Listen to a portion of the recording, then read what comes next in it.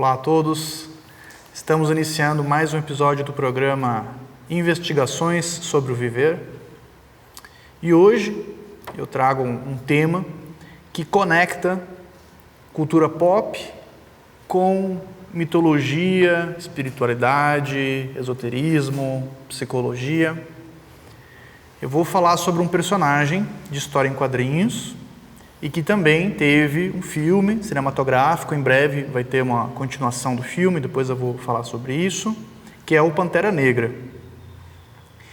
Essa apresentação, para quem quiser se aprofundar mais sobre esse tema, da maneira que eu apresento ele, existe uma outra apresentação no canal da TV Supra e no YouTube sobre os aspectos psicológicos e mitológicos dos super-heróis. Então, tem vários aspectos que eu abordei nessa outra apresentação prévia e que eu não abordarei aqui. Aqui eu vou direto ao assunto do personagem em questão, mas fica aí a dica de que uma apresentação é complementar à outra. Quem quiser se aprofundar no tema pode buscar no canal da Supra. Bom, primeiro eu vou falar sobre o personagem nas histórias em quadrinhos e várias relações com mitologia, que inclusive é a fonte de inspiração. Esse personagem ele foi criado, inspirado em uma figura mitológica. Então vamos começar pelo personagem dos quadrinhos, porque é a origem, e depois a gente fala sobre o filme, e a repercussão que teve o filme, e também alguns aspectos que podemos fazer paralelos espirituais, esotéricos, também com a literatura teosófica, relacionados ao roteiro do filme.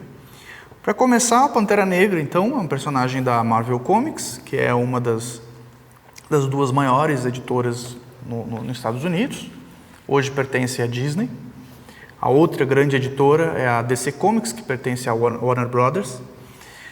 E ela traz aí um panteão de super-heróis bem conhecidos, como o Homem-Aranha, o Homem de Ferro, o Thor, o Hulk, e tem o Pantera Negra. E ele surge justamente na década de 60, que foi quando a Marvel Comics surgiu no mundo e foi quando foram criados esses principais personagens. Todos esses que eu citei, e mais vários foram criados na década de 60. O Pantera Negra apareceu pela primeira vez numa revista do Quarteto Fantástico, número 52, em 1966. Então vejam que é um personagem que já existe há bastante tempo. E ele foi criado pelos os dois pais da maior parte dos principais personagens da Marvel Comics, que são o Stan Lee, como roteirista, e o Jack Kirby como ilustrador. Nessa época e até hoje é muito comum que exista uma dupla de criadores, um com a parte do roteiro e um com a parte da ilustração. O Stan Lee e o Jack Kirby foi a dupla aí que deu origem ao principal panteão da Marvel Comics. Na outra apresentação sobre os super-heróis eu dou bastante destaque a esse fato. O Jack Kirby ele era um grande conhecedor de mitologia e ele agregava esses conceitos mitológicos nos personagens e nas histórias em geral. Inclusive, uma curiosidade, o Stan Lee tinha um jeito muito único de roteirizar as histórias, que hoje não é mais utilizado, é conhecido inclusive como o método Stan Lee, que era o seguinte: o ilustrador fazia previamente os desenhos e deixava os balões de fala reservados para, posteriormente, o roteirista adicionar o diálogo. Claro que o roteirista, o Stan Lee, inicialmente passava uma ideia da história, então ele passava para o ilustrador: a história vai acontecer mais ou menos isso. E o ilustrador criava toda a história, deixava os balões ali disponíveis e posteriormente o Stan Lee ia lá e acrescentava as falas. Esse é o famoso método Stan Lee, ele não é mais utilizado, mas era o que acontecia no início da Marvel Comics. Em resumo, quem criava a maior parte das histórias eram os ilustradores, e no caso o Jack Kirby. Jack Kirby é o principal link, principalmente dessa parte mitológica que eu trago nessa apresentação. Bom, alguns aspectos do personagem: ele é o primeiro super-herói de descendência africana, não só da Marvel Comics, mas de todas as comics norte-americanas. Posteriormente surgiram outros, como o Falcão, o Luke Cage, tem o Lanterna Verde, mas foi depois. Um pouco sobre o personagem. Então, o Pantera Negra, o T'Challa, o nome dele, ele é um rei de um país fictício, localizado na África. Então, ele é o rei de Wakanda, né? E ele não é só um rei, ele é um rei que protege a sua nação, por isso que ele é um super-herói. Ele tem alguns poderes, depois eu vou falar mais, vou relacionar com o filme também, que mostra algumas coisas. E nesse país fictício tem dois pontos importantes que depois a gente vai relacionar com a referência mitológica dele, que é o Vibranium, que é uma espécie de liga metálica hiperresistente, fictícia, não existe na vida real, mas no universo dos quadrinhos ele é um dos metais mais resistentes daquele universo fictício. No cinema ele é o metal mais resistente do cinema. Nos quadrinhos existe o Adamantium, existem outras ligas fictícias também que existem ali. E é a nação daquele universo fictício que tem a tecnologia mais avançada do mundo. Então, esses dois aspectos do reino do Pantera Negra, que está intimamente relacionado à sua inspiração mitológica, que daqui a pouquinho eu vou abordar. Uma curiosidade: na natureza, Pantera Negra meio que não existe. No nosso imaginário, ela existe. Então, todo mundo já ouviu falar da Pantera Negra. A Pantera Negra é uma criatura quase mítica, lendária, né? No nosso imaginário, ela é bem presente. Mas na natureza, exatamente, biologicamente, não existe essa classificação de animal. Por quê? As panteras, o panther, o nome científico, são, na verdade, várias classes de felinos. Os maiores felinos, como o leão, por exemplo. O leão é o nome científico, Panther lion. Então, o leão, biologicamente, é um tipo de pantera, assim como a onça é uma pantera, como o tigre é uma pantera, o leopardo. Então, cientificamente, vários grandes felinos são chamados pantera. Mas, então, o que é aquela Pantera Negra que a gente enxerga, que tem fotos, que a gente vê? Na verdade, existem duas hipóteses. A Pantera Negra, aqui no Brasil, é uma onça preta. Porque existe isso, né? Nós temos a onça, que é o maior felino das Américas, e ela tem as pintas, a onça pintada. Existe a onça parda também, chamada de puma, que é outra história. Mas a onça pintada tem as pintinhas.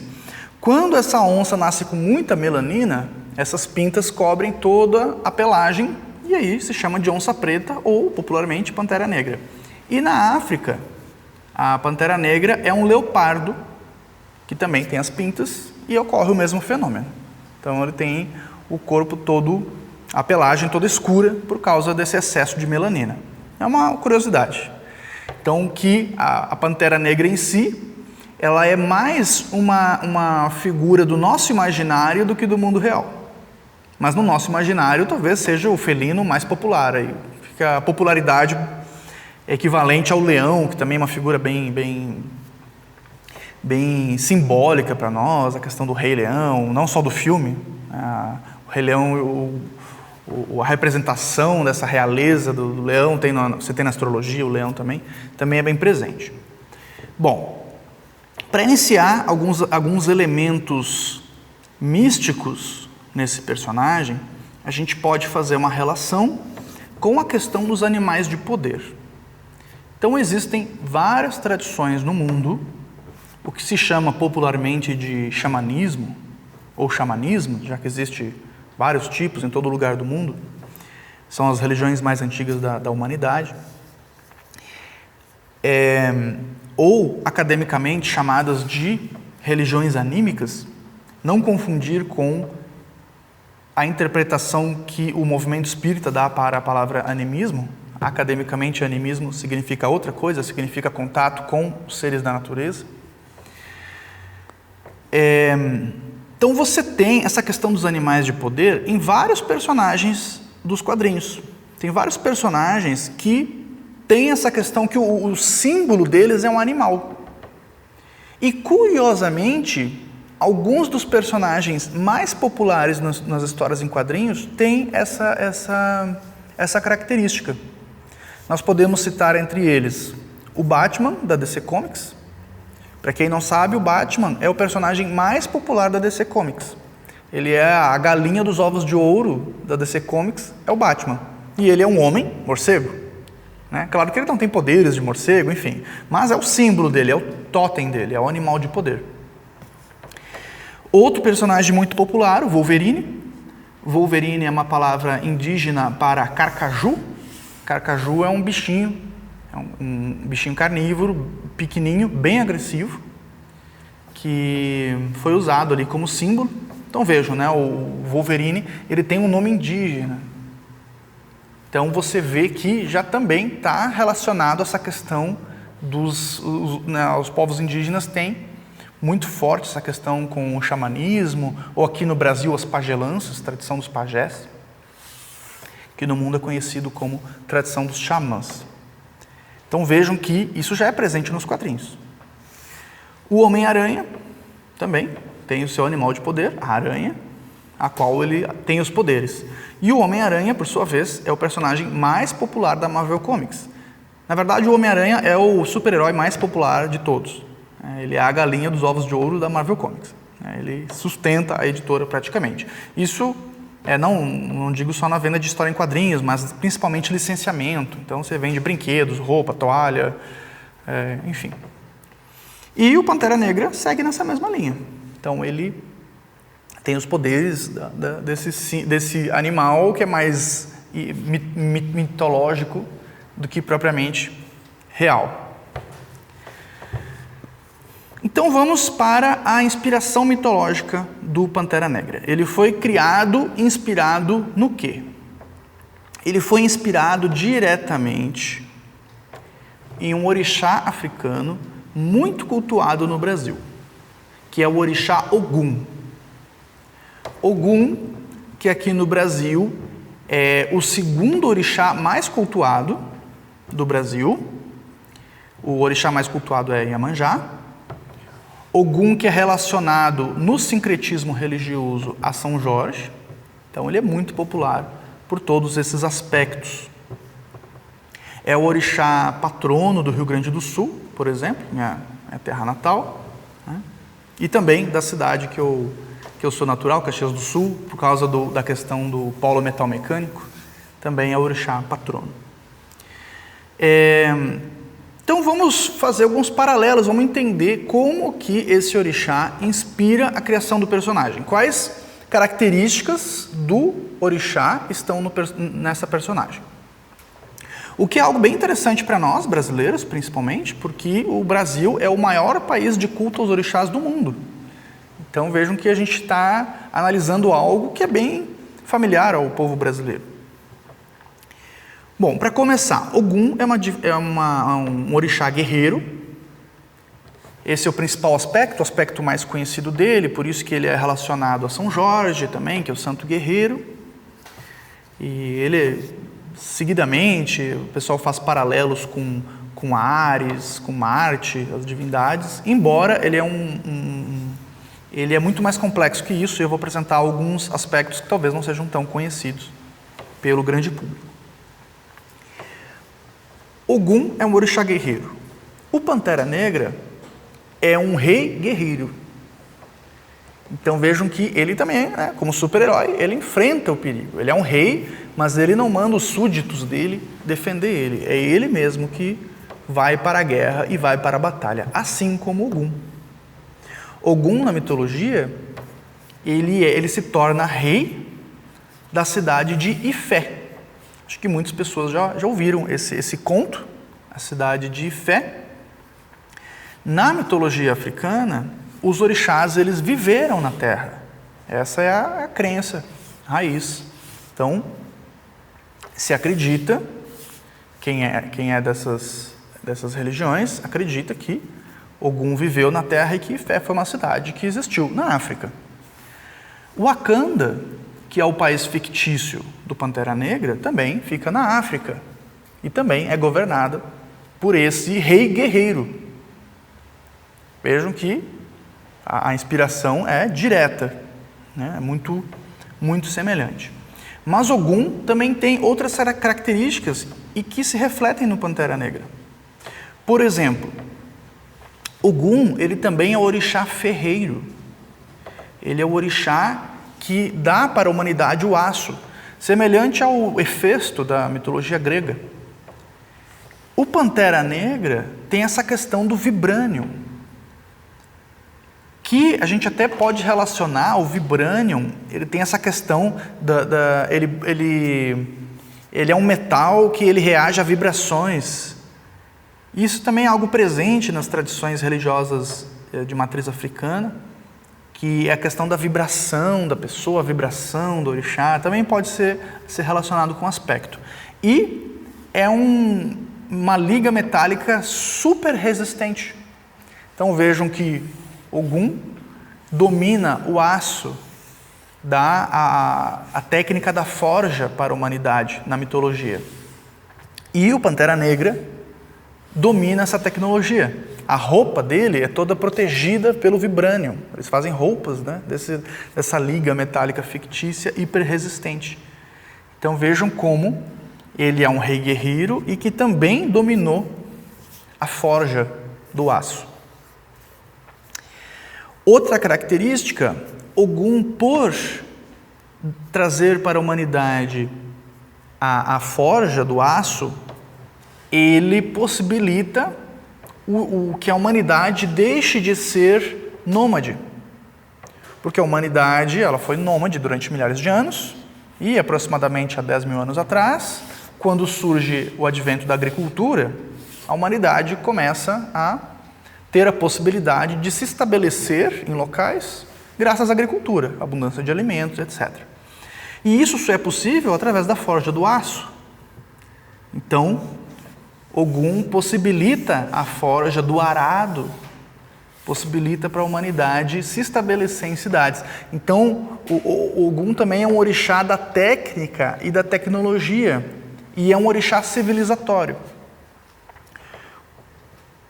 O Pantera Negra, por sua parte, ele tem essa questão de que Wakanda tem essa tecnologia super avançada.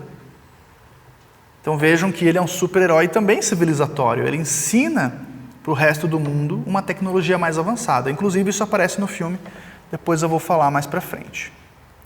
Algumas outras inspirações mitológicas.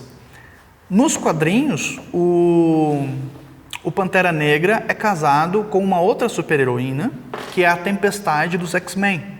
Muita gente conhece, teve os filmes dos X-Men produzidos pela Fox, desenho animado na TV. Então a Tempestade, a Ororo, ela foi inspirada em outro orixá africano, o orixá Xangô. O orixá Xangô é a inspiração para a Tempestade. Então vejam como essa questão mitológica está presente nessas histórias em quadrinhos. Né? E eles são casados, é como se fossem dois orixás reinando uma nação fictícia e próspera na África. Aí a gente vai dizer, né? Mas o orixá Xangô é um orixá masculino, né? A personagem é feminina. Mas é isso mesmo, né? A ficção você vai ressignificando. Para nós, eu sempre achei a Tempestade dos X-Men muito parecido com a orixá Oiá, ou Yansan, como é mais conhecida no Brasil. Mas lá nos Estados Unidos, talvez nem exista o culto a Oiá e Yansan. Talvez por isso tenha sido inspirado em Xangô, que é um orixá que eu sei que por lá é muito popular. A gente tem que entender que os orixás que são cultuados em um lugar, muitas vezes não são cultuados em outros lugares. Na África se cultuava em torno de 500 orixás. No Brasil é cultuado menos de 20 orixás. Então, existem essas diferenças. Em alguns países para onde foram os escravizados, o culto aos orixás não se tornou tão popular. O culto aos orixás é muito popular no Brasil e em alguns outros países. Mas em outros países acabou se popularizando mais o culto a Vodum, o que depois se popularizou como Voodoo, que também são tradições aí de matriz africana, mas de um outro segmento. Então existem os cultos aos orixás e os cultos a Vodum. No Brasil praticamente não existe os cultos a Vodum. Se popularizou muito os cultos aos orixás, que é um outro segmento religioso.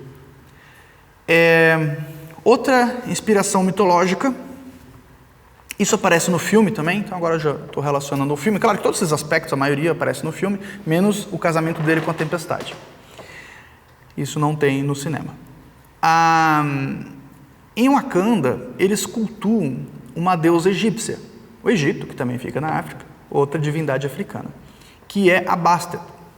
Bastet, na mitologia, é uma gata preta, então faz sentido eles relacionarem com Pantera Negra. No filme, inclusive, ela aparece como uma pantera, mas na mitologia, geralmente na arte egípcia, ela é representada por uma gata preta.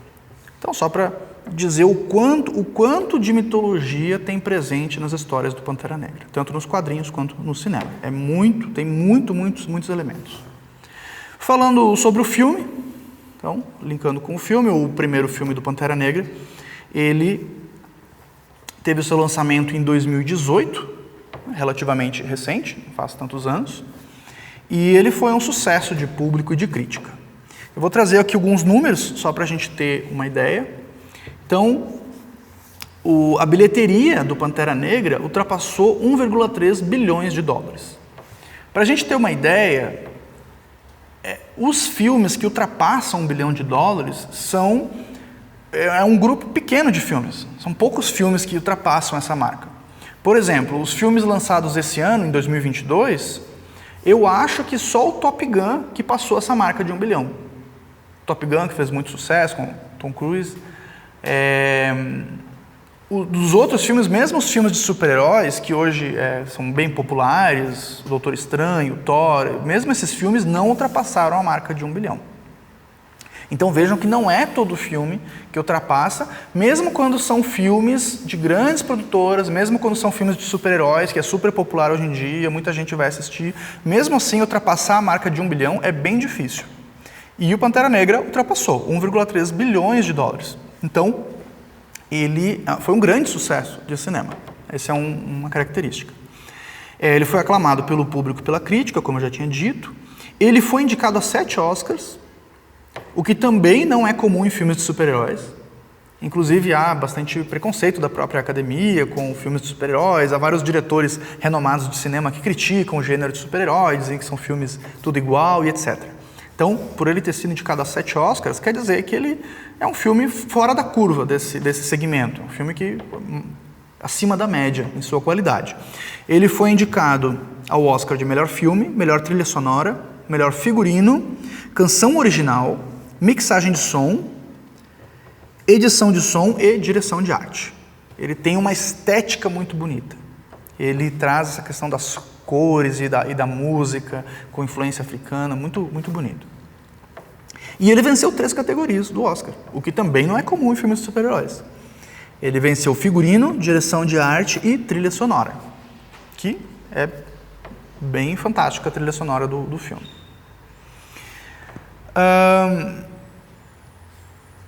Bom, agora algumas questões espirituais que, quando eu assisti o filme, claro que eu olhei com os olhos de um buscador espiritual que estuda esses assuntos, e eu consegui fazer vários paralelos assim, de conceitos que são comuns, que a gente vê nas literaturas, ou vê nos mitos, nos contos, nas fábulas.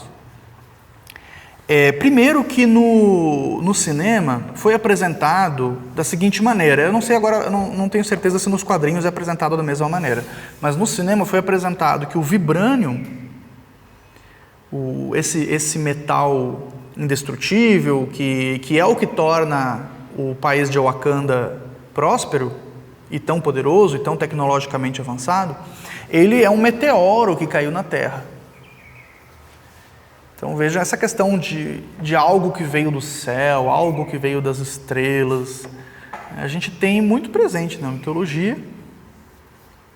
O Jesus foi guiado pela estrela de Belém. A gente tem isso presente também em outros personagens que também são recheados de referências mitológicas, como Superman, por exemplo, ele veio do espaço. Então, é um elemento muito presente. Inclusive, o Joseph Campbell, o famoso antropólogo que estudou os mitos, ele dizia que, na antiguidade, os mitos eles tinham que explorar o desconhecido. Atualmente, o mundo, para nós, ele é todo conhecido. Então, na antiguidade, você vivia no Ocidente, você podia fazer uma fábula sobre o Oriente. Ou o contrário, né? Você vive no Oriente, faz uma fábula sobre o Ocidente. Você vive no Sul, você faz uma fábula sobre o Norte. O herói vai para o Norte, porque o Norte era o desconhecido, ou o Sul é o desconhecido, depende de onde você habitava. E hoje a gente praticamente conhece o planeta inteiro. De vez em quando faz algumas fábulas sobre o fundo do mar, que ainda tem muitas questões desconhecidas, mas de maneira geral a gente conhece o planeta inteiro. A gente sabe o que fica no sul, sabe o que fica no norte, sabe o que fica no oriente, sabe o que fica no ocidente. Então, as fábulas, segundo o Joseph Campbell, agora a gente tem que começar a explorar o espaço. Por isso que o discípulo dele, o George Lucas, fez Guerra nas Estrelas. Então a gente tem aqui um poder que vem das estrelas. Eu já relacionei a questão da cidade o país de Wakanda à cidade de Ifé, que é a cidade do orixá Ogum, mas me parece que, principalmente na produção cinematográfica, o aspecto desse país fictício também foi inspirado em Troia. Qual que era a proposta de Troia? Era uma cidade que tinha um povo de conhecimento superior, de nobreza superior. Esotericamente, eu já ouvi mitos, contos que dizem que Troia teria sido a última cidade atlântica que sobreviveu, né, que foi derrubada pelos antigos gregos. E ali também nós temos, então, uma população mais nobre, mais avançada, e uma cidade toda fechada, toda rodeada no caso ali tem um campo de força, uma coisa, né, mais tecnológica, mas Troia lá, toda murada, me parece que tem bastante semelhança.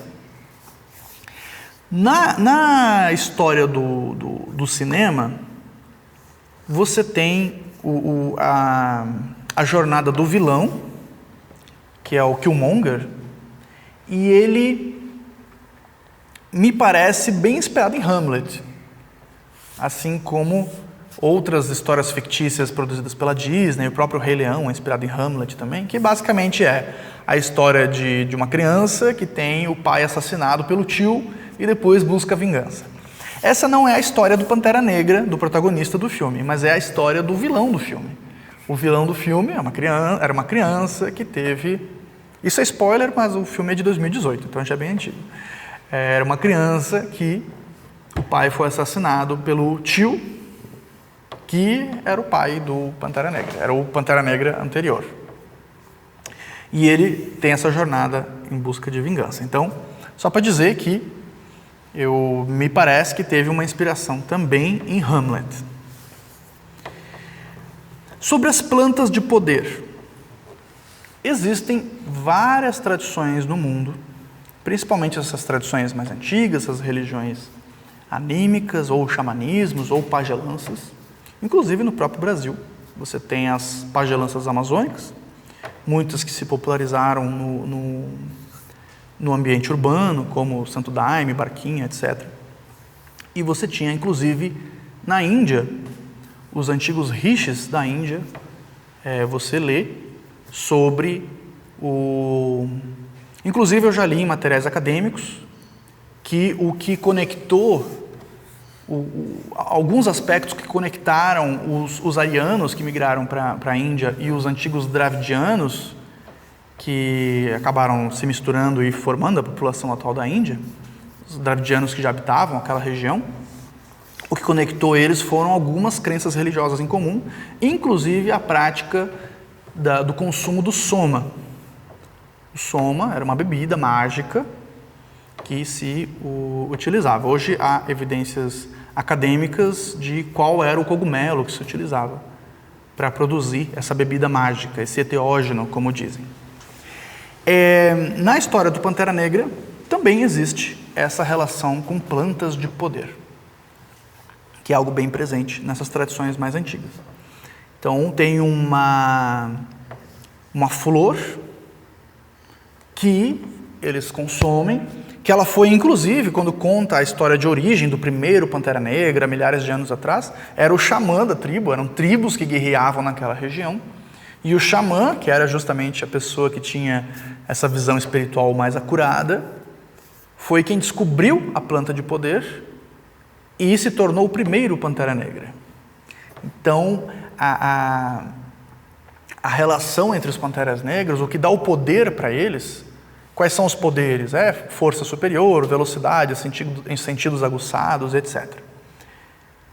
Tem relação com o consumo dessa planta, o que é algo presente em várias tradições religiosas, tradições do Brasil, tradições da Índia, tradições siberianas, entre outras, no mundo inteiro, né? O xamanismo sempre existiu no mundo inteiro. Sobre rituais de iniciação. Para quem leu a Doutrina Secreta, que é a principal obra da literatura teosófica, a principal obra de Helena Blavatsky, em alguns trechos Blavatsky narra que na antiguidade, os rituais de iniciação, a pessoa era praticamente enterrada viva. Ela era fechada em uma tumba e colocada em uma cripta por vários dias para ter essa experiência mística profunda e sair de lá transformado. Era o ritual de iniciação. Era quase um processo de quase morte, né? A pessoa entrava em um estado cataléptico e saía dali com a sua consciência renovada, ampliada. No filme, há um ritual de iniciação que, quando eu assisti pela primeira vez, eu relacionei na hora com esse texto de Helena Blavatsky.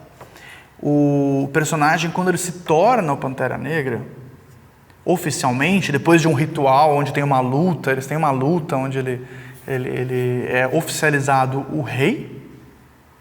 A própria questão de ser um rei está relacionado com questões espirituais. Então, a questão do rei, a questão da coroa, a coroa simboliza o sol, a questão do rei de si mesmo. Então, o que é um mestre espiritual? É quem é mestre de si mesmo, né? Ele é o rei dos seus impulsos, dos seus desejos. Então, a questão da coroa também está relacionada com o nosso chakra principal, que fica no topo da cabeça, também chamado de coroa popularmente. Então, o próprio simbolismo dele se tornar rei pode ser relacionado com questões espirituais. E essa questão dos reis guerreiros, ou os reis que são meio magos, existem nos mitos. Blavatsky fala sobre eles, fala que na antiguidade existiam esses reis que realizavam curas e etc. E defendiam suas nações. E além disso, ele também, quando ele consome a planta de poder, ele é enterrado. Ele é enterrado, o que me lembrou muito esses rituais de iniciação descritos por Helena Blavatsky. E quando acontece esse ritual, então ele entra no estado cataléptico, semelhante ao que Blavatsky descreve, e ele viaja para o mundo espiritual. Aí esse mundo espiritual, a gente pode... É uma história de ficção, né, gente? Então, não precisa ser fiel à realidade, obviamente, né? É uma história de fantasia que faz paralelos com questões místicas e mitológicas, psicológicas e espirituais. Aí, para quem estuda esses assuntos, pode tentar fazer uma analogia. Será que é o que os esotéricos chamam, os espíritas também chamam de plano astral? Ou seria relacionado ao que eles chamam de plano mental? Ou ao que os orientais chamam de Devakan? Aí a gente pode relacionar como a gente acha que se encaixa melhor. Mas a questão é que o Pantera Negra, ele faz essa viagem espiritual ou viagem astral e ele vai parar em um lugar onde ele tem contato com seus ancestrais. Essa questão da ancestralidade, ela é muito importante para várias tradições religiosas do mundo. No Japão isso é muito importante e na África também. Toda a estrutura das crenças religiosas, tanto japonesas quanto africanas, estão relacionados ao culto aos ancestrais.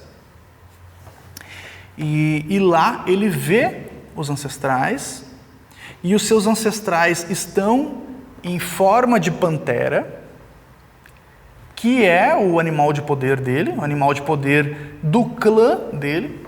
Nas tradições africanas, na sua origem, hoje talvez isso não seja tão evidente, mas na sua origem, essa questão do clã, da família, da tribo era muito relacionado.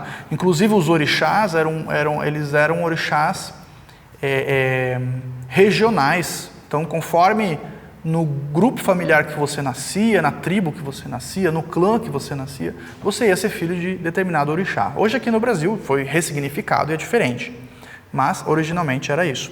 E ali, então, todos eles têm o mesmo animal de poder, que é a Pantera Negra. Eles estão na forma de Pantera Negra, uma cena muito bonita, né? Um mundo espiritual. E ele conversa com o pai dele. O pai que também tem relação com a questão da ancestralidade. E pai tem uma representação espiritual muito onipresente nos mitos e nas religiões. Então, a questão do pai, nosso progenitor, pode ser entendido como pai biológico e também como pai espiritual. Inclusive no Brasil, nas religiões de matriz africana, matriz africana não, que são chamadas de babalorixá, né? Mas algumas religiões que sofrem influência, como Umbanda e outras, a gente chama popularmente de pai de santo. Então veja como essa questão do pai é bastante presente. E ele é orientado pelo seu ancestral de como que ele deve se tornar o melhor rei.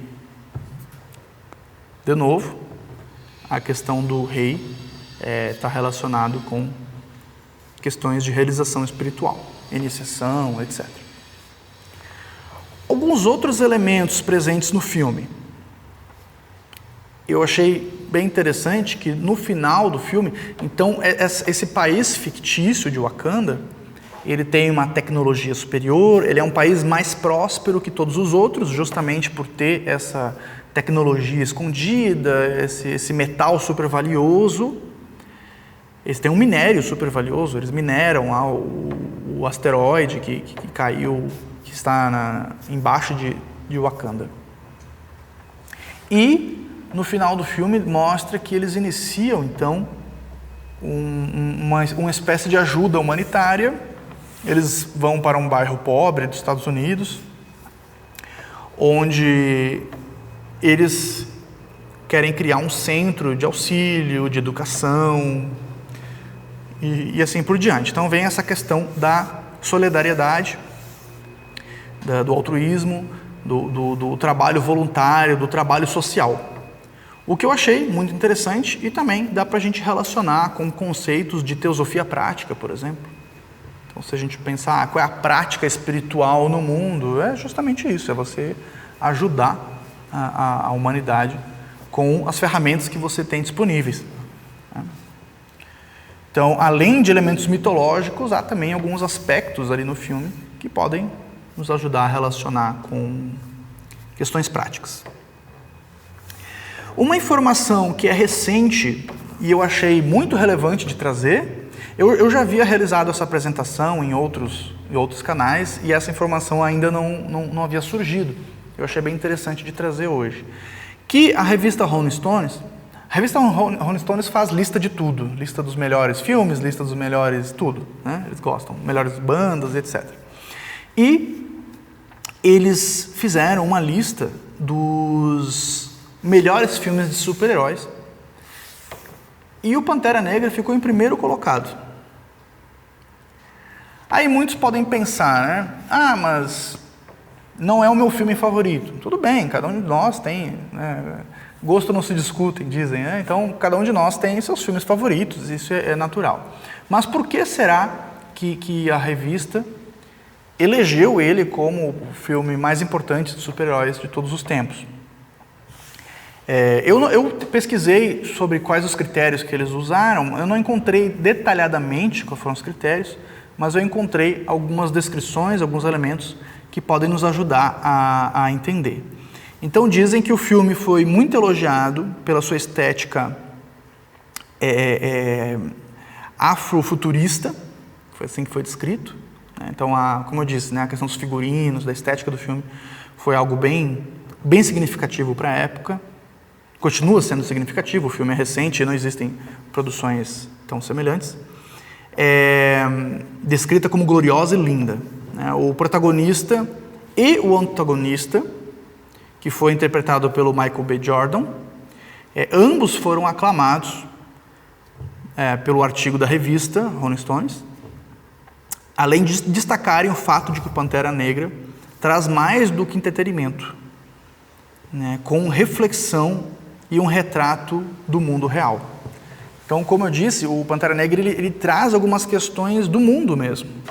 O próprio o vilão, o antagonista, interpretado pelo Michael B. Jordan, ele é aquele tipo de vilão que em algum momento você meio que torce para ele, porque a causa dele ela não é totalmente injusta. Os meios dele são violentos, obviamente. É um vilão, né? Ele é para ser o vilão do filme, mas os motivos dele são reais, que é a desigualdade social, a injustiça e etc. Né? Ele tenta, de uma maneira torta, trazer um ideal de justiça que, claro, distorcido na cabeça dele, mas, de qualquer maneira, reflete questões reais. Então, pelo que eu entendi, a revista considerou também a produção do filme, que é impecável, o roteiro do filme, a história, que é muito cativante, o sucesso dos atores, etc. E também as questões de relevância do filme. Eu costumo dizer que eu adoro os filmes da Marvel, eu assisto todos, mas eu sei que poucos são os filmes realmente relevantes, assim, que trouxeram realmente alguma questão que mexeu com a sociedade de verdade. Né? Trazem muito entretenimento e tem essas referências mitológicas que eu cito, inclusive, em outra apresentação, que são muito importantes para nós, mas poucos filmes tiveram alguma relevância social de fato, e o Pantera Negra foi um desses filmes, talvez o principal, provavelmente o principal, principalmente da Marvel Comics. E, segundo a revista Rolling Stones, o principal de todos os filmes de super-heróis. Por isso, porque ele trouxe alguns impactos. Né? Uma curiosidade rápida, então, eu trouxe a lista dos top 10, que a revista Rolling Stones elegeu.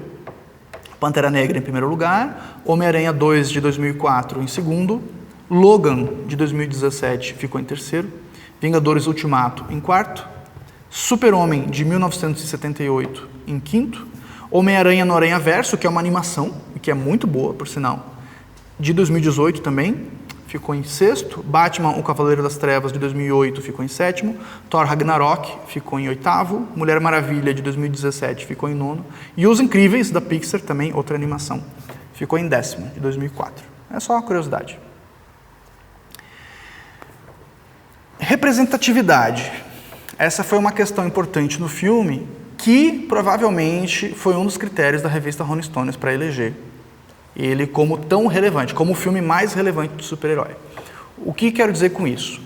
Muitas crianças, não só crianças, jovens adultos, que não se sentiam representados pelos filmes de super-heróis, foram nesse filme. Eu lembro que na época foi um fenômeno, havia muitas pessoas faziam o movimento, né, do filme de Wakanda para sempre, os atores, principalmente o protagonista, ele visitava muitos lugares, ia com a máscara do Pantera Negra, as crianças com a máscara do Pantera Negra.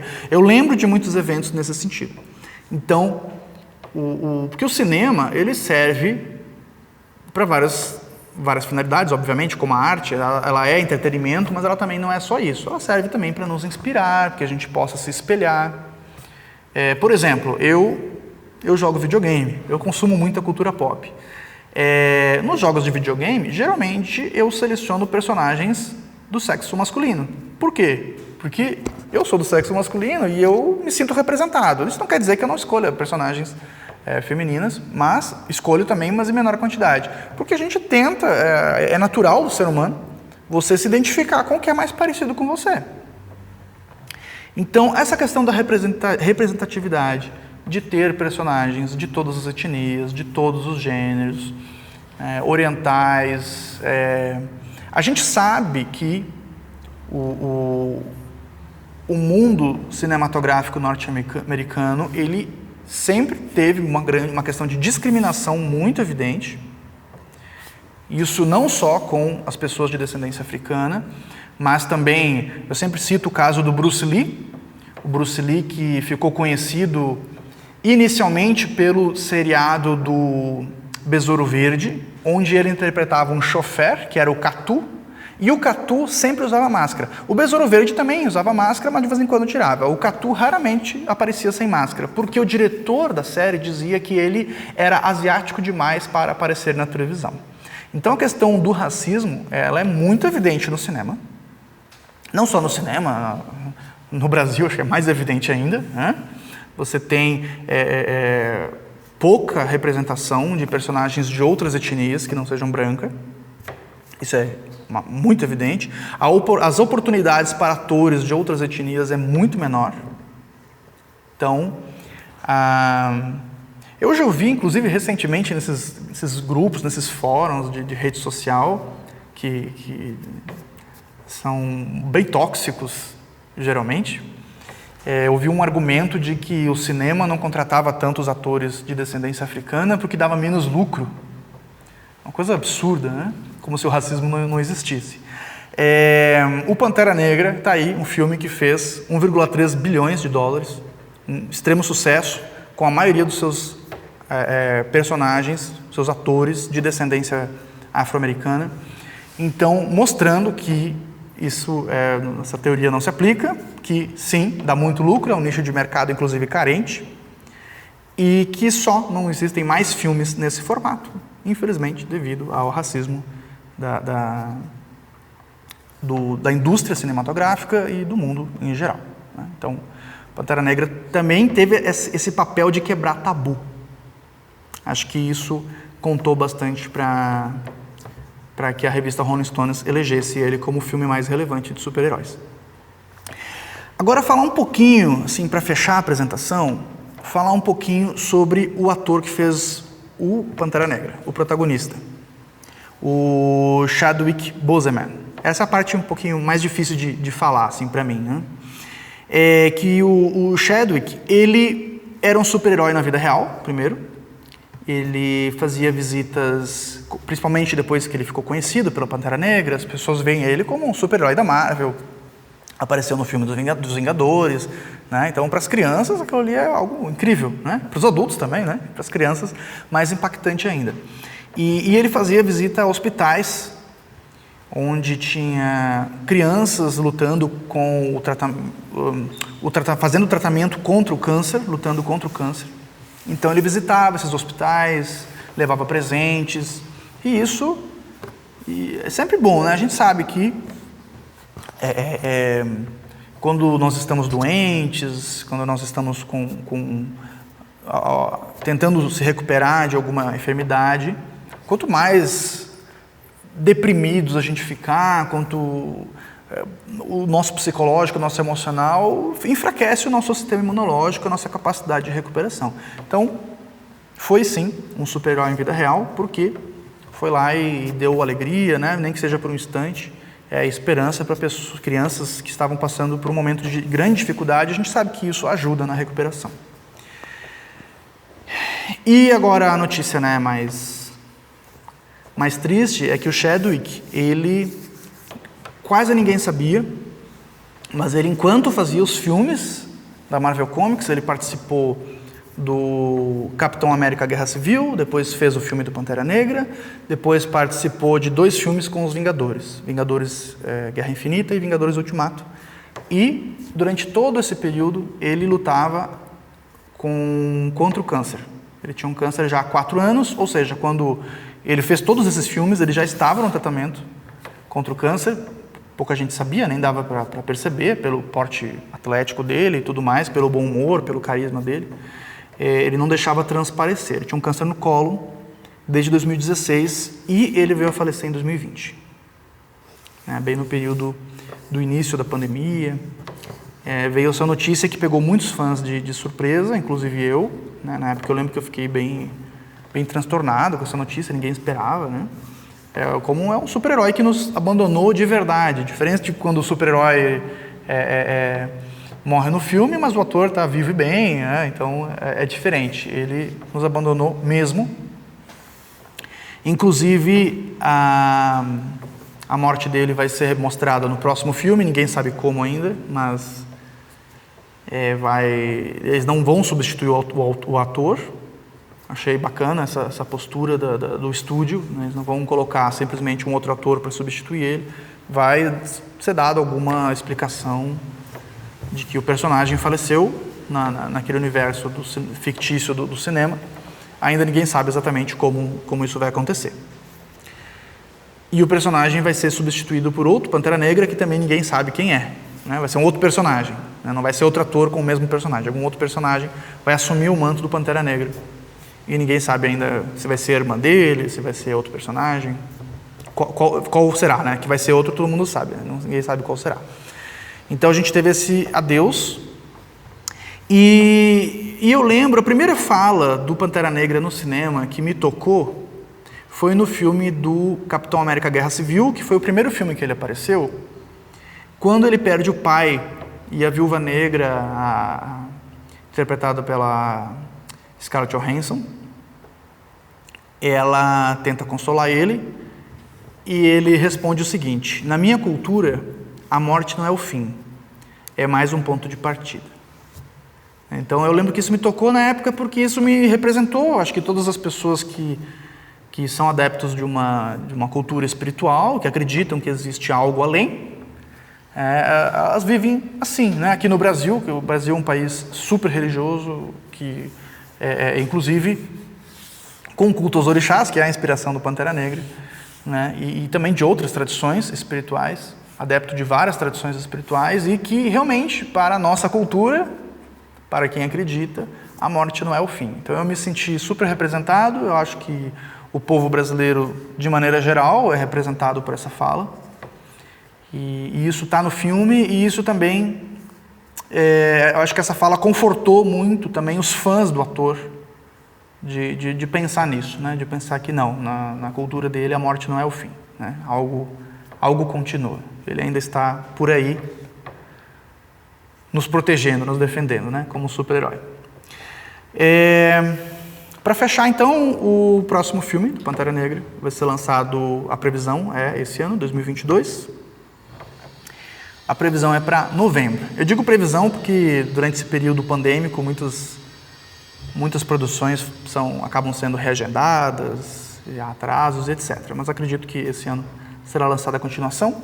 Fica o convite para todos assistirem o filme, quem não assistiu. Quem já assistiu, assistir de novo e prestar atenção nesses elementos que eu apresentei. Assistir também a minha outra apresentação sobre psicologia e mitologia, os aspectos psicológicos e mitológicos dos super-heróis, que é complementar a essa. E o convite para todos aí apreciarem a continuação do filme nos cinemas quando for lançado. Obrigado por assistirem. Até o nosso próximo encontro.